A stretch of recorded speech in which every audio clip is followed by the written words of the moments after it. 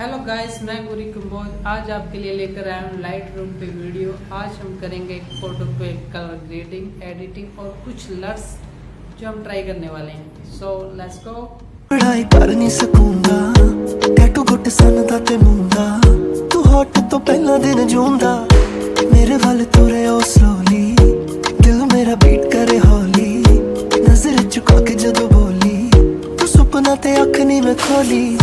ओ मेरे नाल नचदी रही ओ बुलियां च हसदी रही सी ओने मेरा नाम पुछया